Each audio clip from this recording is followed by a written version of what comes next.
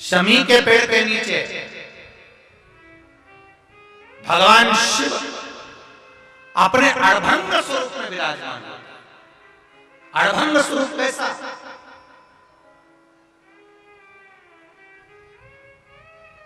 हम क्यों कहते हैं कि आप लोगों को भी पहले कहा, शमी का जो पत्ता होता है, देखा है शमी का जो पत्ता होता है, हम पहले भी कथा में कहा है, जो व्यक्ति मदिरा में डूबा रहता है, नशे में डूबा रहता है, जो व्यक्ति बहुत ज्यादा मात्रा में ये तंबाकू गुटखा या पाउच आदि खाता रहता है और उसका गुटखा पाउच छूटने को ही तैयार नहीं होता, वो बेचारा प्रयास करता है, ऐसा नहीं कि नहीं करता। आजकल के जमाने में तो कितनी बड़ी बड़ी बीमारी होने लगी, कैंसर जैसा रोग होने लगा, तो वो छोड़ना चाहता है, ऐसा नहीं कि नहीं छोड़ना चाहता। हर व्यक्ति चाहता है कि मैं व्यसन को छोड़ दूं, पर थोड़े दिन छूटता है, बाकी वो उस व्यसन में लग जाता है। तो हम पहले भी इस कथा को कहे, शमी के वृक्ष के नीचे शमी के मिट्टी का शिवलिंग बनाकर, शमी के वृक्ष के नीचे शमी की ही मिट्टी का शिवलिंग बनाकर उस पर जो बेलपत्र समर्पित करता है और शमी पत्र समर्पित करता है, वो बेलपत्री को उठाकर ले आता है, शमी पत्र के साथ में शिवलिंग की पूजन करी हुई शिवलिंग का विसर्जन कर देता है। उसी दिन उस बेलपत्र को, लाए हुए बेलपत्र को जो शमी पेड़ के नीचे पूजन कर कर बनाया गया है, उस बेलपत्र को जो नशा करने वाला व्यक्ति होता है, उसको 3 दिन तक लगातार पहली पत्ती बीच की, दूसरी पत्ती राइट की, तीसरी पत्ती लेफ्ट की, जो एक एक कर कर 3 दिन तक खिला देता है। 3 या 4 बार अगर प्रयोग कर लिया तो ये निश्चित है दूसरी बार वो नशे में धुत नहीं होगा, ये निश्चित। शमी वृक्ष जो शंकर भगवान का अड़भंग स्वरूप जहां विराजमान, थोड़ा मदिरा पान करने वालों के लिए, व्यसन करने वालों के लिए, थोड़ा गलत कर्म करने वालों के लिए थोड़ा सा और बहुत जरूरी है। मेरा नवयुवक बेटा बेटियों से ये निवेदन रहा है और आज फिर कहता है, आप तंबाकू खाते हो, आप गुटखा खाते हो, आप पाउच खाते हो, आपसे निवेदन है ये समझ लीजिए कि आप मौत की सीढ़ी पर अपना पांव रखना प्रारंभ कर दिए हो, और मौत की सीढ़ी पर पांव रखा और कभी भी कोई बड़ी बीमारी आपको किसी भी समय पर घेर सकती है। एक बात बहुत ध्यान से उतारना, मेरे बेटा बेटियों से निवेदन, नवयुवक बच्चों से निवेदन, युवान बेटा बेटियों से निवेदन है, हम सुपारी खाते हैं या कोई सामान खाते हैं, बार बार हमारा गाल कटता जाता है, फिर ठीक होता है, फिर कटता है, फिर ठीक होता है, फिर कटता है, दांत में, जबड़े पर और गाल में झार झार सी पड़ने लगती है। धीरे धीरे धीरे धीरे 10 साल, 15 साल, 20 साल, 30 साल बाद वहां फिर घाव उत्पन्न होने लगता है। अच्छा, कई लोग कहते हैं कि पुराने लोग भी तो खाते थे, तो पुराने लोग ये तंबाकू या गुटखा नहीं खाते थे, पुराने लोग पान खाते थे, बीड़ा खाते थे। पान में चूना लगता था, कत्था लगता था, और पान में एक तंतु होता है बीच का, वो तंतु एक ऐसा होता है जो अंदर बीमारी को पनपने नहीं देता। इसलिए जो बुजुर्ग लोग जो पान खाने वाले होते हैं, केवल जो पान का सेवन करते हैं, उनको कभी ये बड़ी बीमारी का रोग सताता नहीं है। और जो ये नया नया पाउच आता है जिसपे तुमने देखा होगा, उस पे कैंसर का फोटो भी बना रहता है, ये नए नए पाउचों पर कभी तुमने देखा कि पान पर फोटो बना हुआ है, पर पाउच पर, गुटके पर उसका समझो।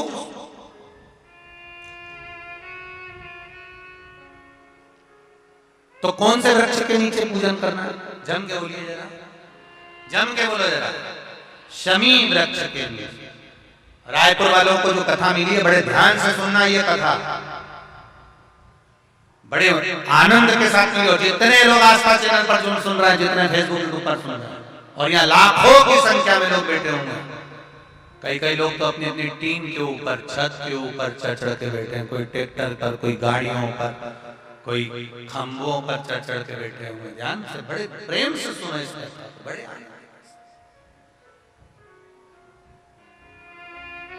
शमी पत्र का वृक्ष ईश्वर महादेव, जो व्यक्ति पथभ्रष्ट हो जाए, जैसे मदिरा के नशे में पड़ गया, कहीं जुए में पड़ गया, कहीं मांसाहार में पड़ गया, कहीं व्यसन में पड़ गया, कहीं गलत काम में अगर कोई जा रहा है, तो श्रम्भेश्वर महादेव के नाम से काली तिल भगवान शिव को समर्पित करी जाती है। महाराज काली तिल को वापस उठाकर ले आते हैं। उसी काली तिल को जो मदिरा का नशा करने वाला होता है या जो गलत व्यसन में डूबा हुआ होता है, उसको वो सुबह के समय अगर नहीं खाता तो भोजन के साथ उसको दिया जाए। श्रम्भेश्वर महादेव। एक बेलपत्री का भी बहुत अच्छा प्रयोग है श्रम्भेश्वर महादेव का। मदिरा पीने वालों के लिए, मांसाहार, व्यसन में, जुए में, पेशावृत्ति में, पर नारी में, गलत जगह पर जो डूबे रहते हैं उनके लिए। पहले की कथा में इसका वर्णन किया है बेलपत्री में। श्रम्भेश्वर महादेव, एक बार सब बोलेंगे, कौन से महादेव? श्रम्भेश्वर महादेव।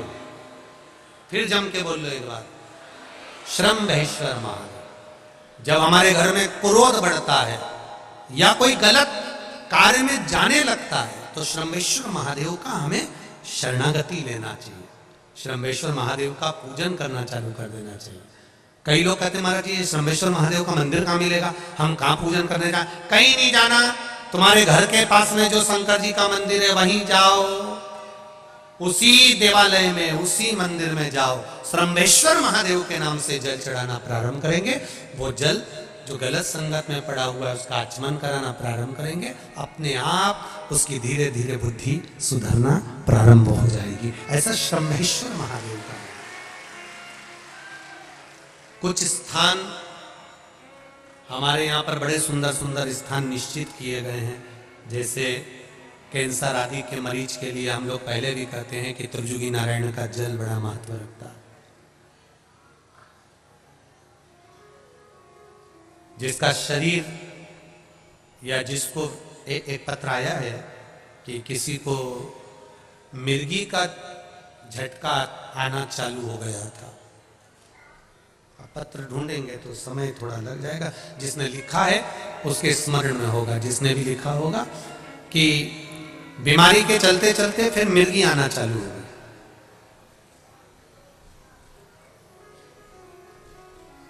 जिसने भी लिखा है वो दोनों हाथ एक बार हिला देना। जिसके लिए भी लिखा हुआ वो इतना ध्यान नहीं आ रहा, तो उनको मिर्गी का झटका आना प्रारंभ हुआ।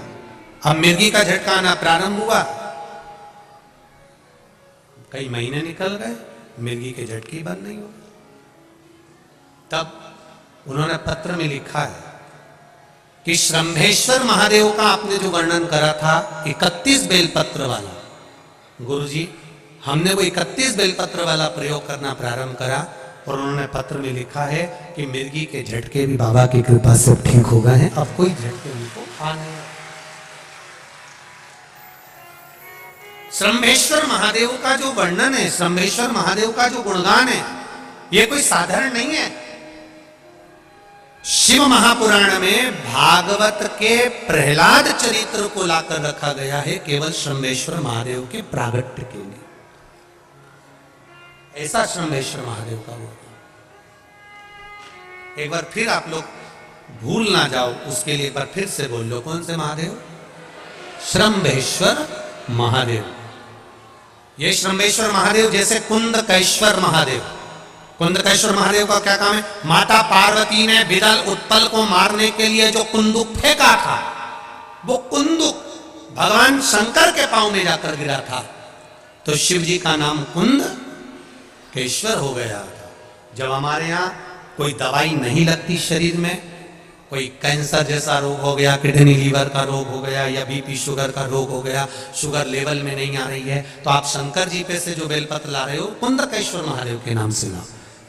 दवाई खाओ, डॉक्टर को दिखाओ, सारी जांचें कराओ, डॉक्टर के अनुसार चलो, डॉक्टर जैसा बताए वैसा करो, पर उस दवाई को भी शिव जी से कहकर कि बाबा कुंदकेश्वर महादेव का नाम लेकर उस दवाई को भी हम कुंदकेश्वर महादेव का प्रसाद समझकर पाना प्रारंभ करो, धीरे धीरे आराम लगना प्रारंभ होगा।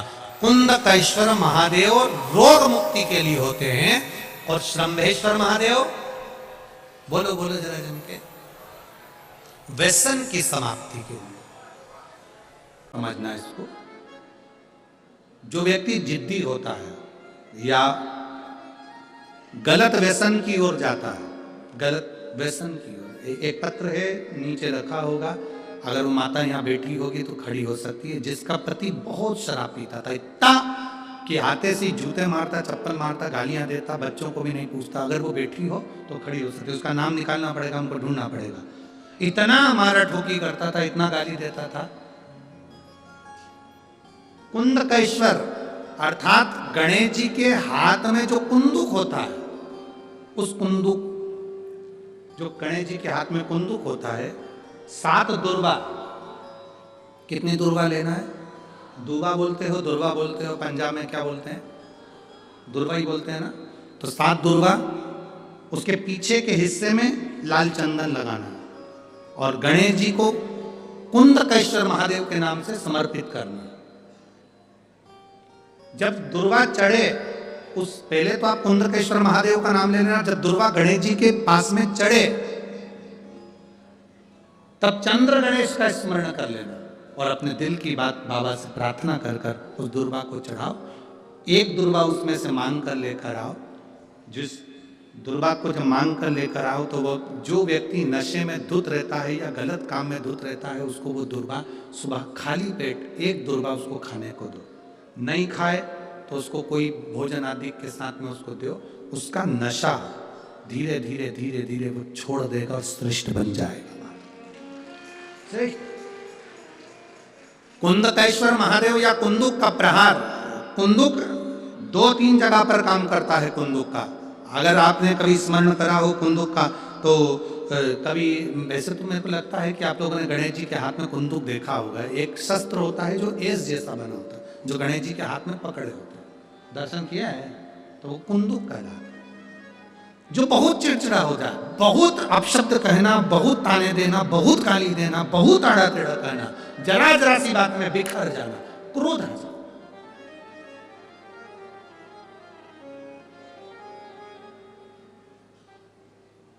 श्वेत पुष्प, एक लोटा जल चढ़ाने का मतलब है कि आप जब अपना हाथ आगे बढ़ाकर शंकर के शिवलिंग पर जल चढ़ाओगे, जब अपना हाथ आगे बढ़ा दोगे, जब अपना हाथ शंकर को पकड़ा दोगे, एक लोटा जल के बहाने ये हमारा हाथ शंकर के ऊपर जाता है, तो ऊपर नहीं जाता। मेरे ओगड़दानी जल चढ़ते से ही अपने शिव भक्त का हाथ पकड़ लेते हैं और उसे कहीं गिरने नहीं देते, उसे कहीं गिरने नहीं देते।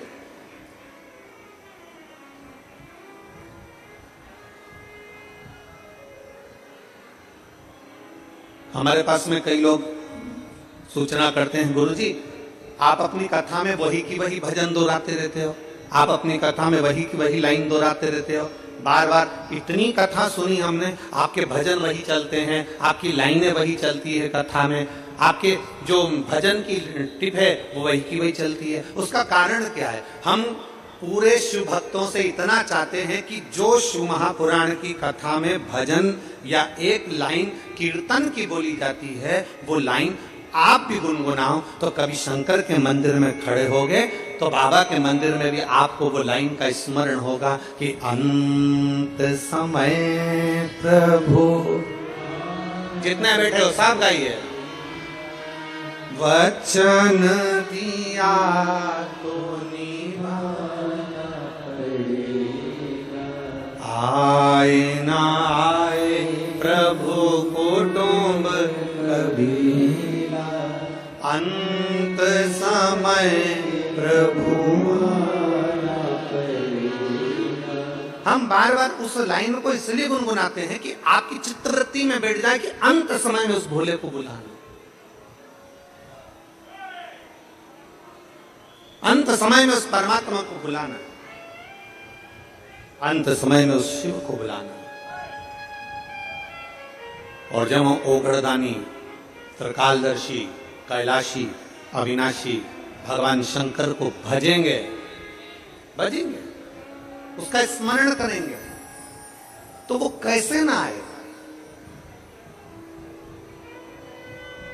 कल एक कथा पर सुन रहे थे, श्रवण कर रहे थे सुखदेव जी महाराज, भगवान सुखदेव जी महाराज की कथा का आप और हमने स्मरण किया।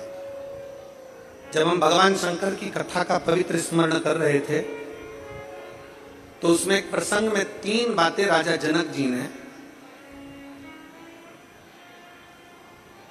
राजा जनक जी ने 3 बातें श्री सुखदेव जी महाराज से कही। उसमें एक बात राजा जनक जी ने सुखदेव जी से कही कि सबसे बड़ा आश्रम गृहस्थाश्रम होता है।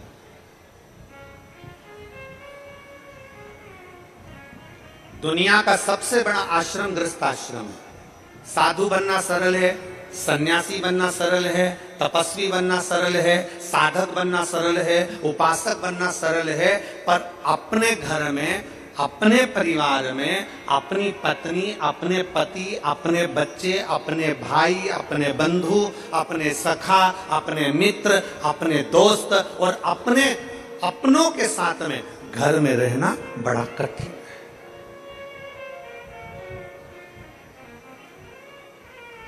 साधु बन गए, घर छोड़ दिया, अकेले तो कहीं पे भी रह लो, अकेले तो तुम होटल में पड़े रहो तो तुम्हारा मन लग जाएगा, पर घर में तो रहो।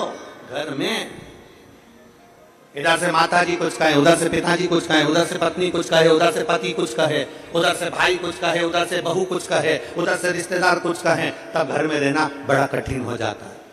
साधु बनना सरल है, तपस्वी बनना सरल है, साधक बनना सरल है, उपासक बनना सरल है, सन्यासी बनना सरल है, और गृहस्थी बनना सबसे कठिन है। दुनिया का सबसे कठिन काम है गृहस्थ आश्रम में रहना।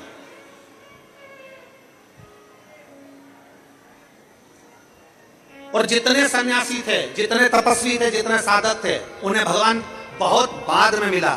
जो गृहस्थी थे उनको भगवान जल्दी मिल गए। मीराबाई गृहस्थी थी, पति परिवार के साथ रहती थी, गिरधर गोपाल मिल गए। कर्माबाई भगवान मिल गए। नामदेव जी भगवान मिल गए। संत तुकाराम जी भगवान मिल गए। मुक्ताबाई भगवान मिल गए। बड़ी सरलता से रामकृष्ण परमहंस भगवान मिल गए। गृहस्थ आश्रम एक ऐसा आश्रम है जिसमें रहकर आप अगर भगवान को एक क्षण भी पुकार रहे हो तो भगवान आपको प्राप्त।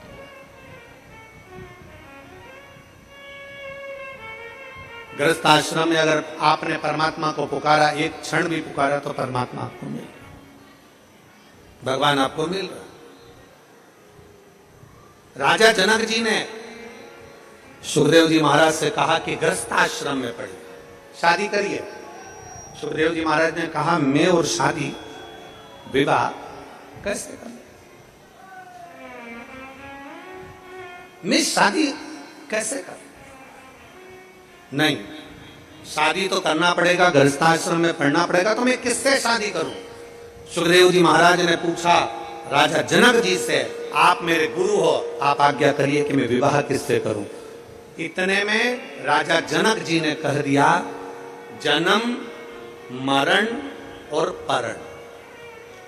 जन्म, डॉक्टर बोल भी देना कि इतनी तारीख तक डिलीवरी हो जाएगी, इतनी तारीख तक जापा हो जाएगा, पर जब तक मेरा बाबा ना चाहे तब तक जन्म नहीं हो सकता।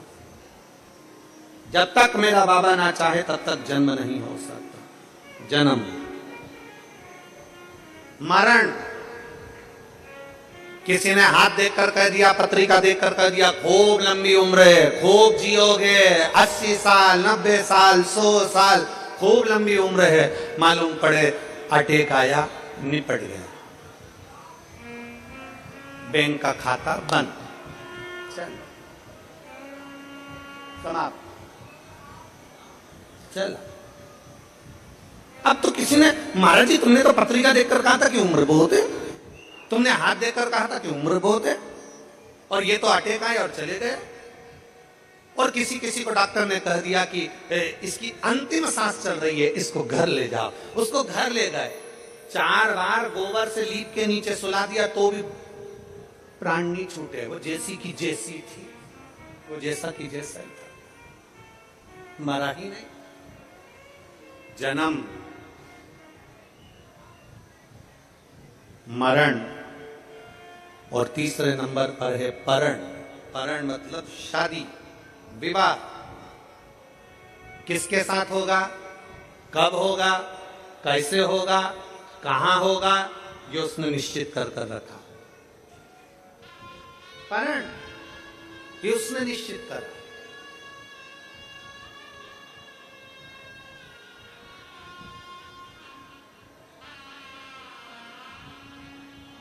मेरी जीजियां बैठी हैं यहाँ पर, मेरे जीजा बैठे हैं यहाँ पर, मेरी बेटियां बैठी हैं, मेरे बेटा बैठे हैं, मेरी माताएं, मेरे भाई बैठे हैं। मेरी जीजियों से पूछो कि आपके घर के लोगों ने आपके लिए कितने लड़के देखे? कितने? ढेर सारे लड़के आप लोगों के लिए देखे, पर आपकी किस्मत में जो लिखा था वही मिला।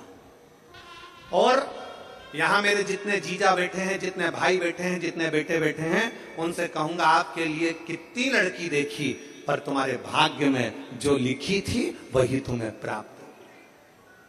जन्म, मरण और परण, ये तीन शिव के हाथ। आपके सोचे से कुछ नहीं होगा।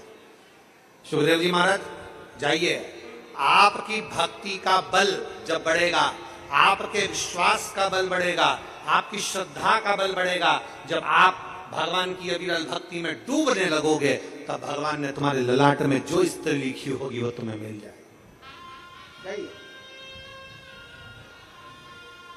चलिए, सुखदेव जी महाराज वन में पहुंच गए।